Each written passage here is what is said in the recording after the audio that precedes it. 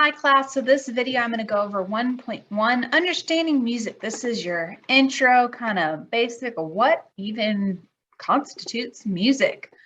We're going to be learning vocabulary words and just overall what even is sound. So music is all about patterns.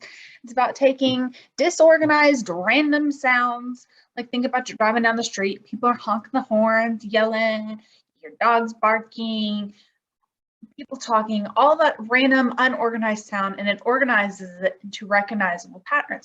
So music is all about the patterns. Everything fits into a nice little envelope of patterns. And it's different than the noise because it shapes that sound experience. It kind of gives the sound meaning. So music notation, this is how we represent organized sound in music. We take all that lovely randomness and we organize it into this method of patterns. This is like the music alphabet. This is its written form, very visual, how we read music. And music theory, this is how we analyze it. Think of this as like the science of music, except for it's sort of. This is how we analyze it and see how it was put together. Actually, more accurately would be analyzing poetry in your English class. How did the composer piece everything together and make it work? Musicology, this is the scholarly study of music. So that's what we're going to be doing in our class is musicology, the scholarly study of music. The scholars, put your hats on, we are scholars now. Orchestration, this is how instruments come together to be used in music.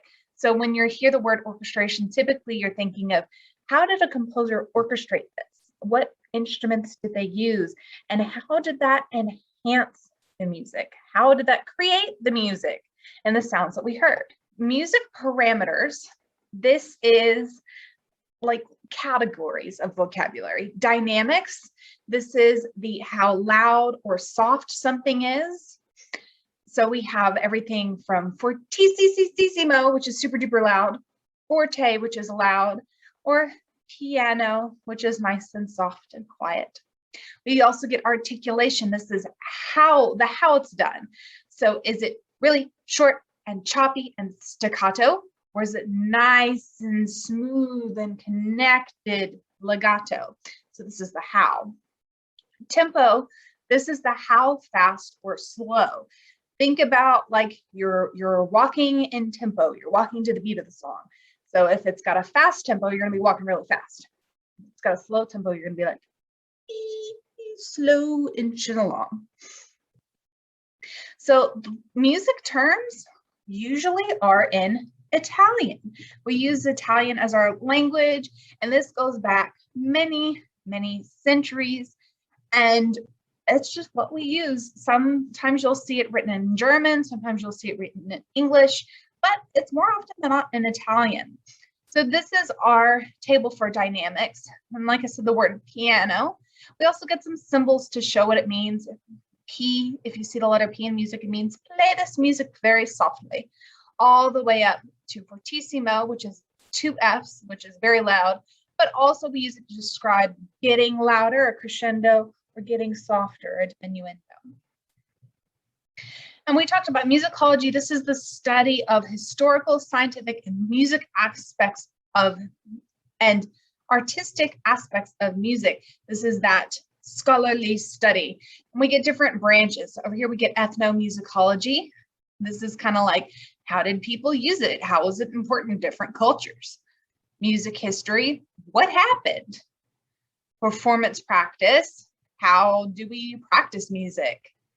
We get systematic musicology, kind of putting it into nice little categories. Music theory, that's studying the notes on the page and how do they work? Musical aesthetics, this is, does it sound good? Musical acoustics, that's kind of how does it sound good? All right, so is this music? Why or why not?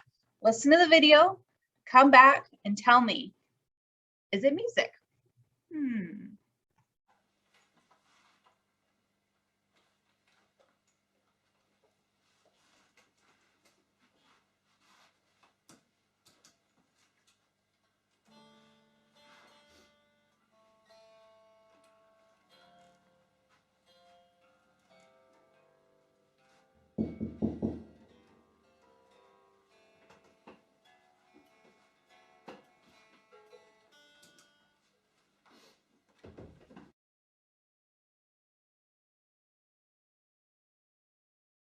Now you've had some time to watch the video. It's a little bit strange. The title of this piece is 433 by John Cage. And yes, it is music. This piece was composed on the idea that absolutely anything and everything is music. So John Cage was very instrumental in that process, that anything can be music. The idea is that as long as it's organized into a recognizable pattern, it's music. If you were to look at a written piece of 433, it has lines and lines and lines of rest, telling you exactly how long to rest. That's the whole piece. And so it is organized into a pattern of how long do I rest? I am so glad that you were able to watch my video. Please remember, you need to watch these videos and then come to class.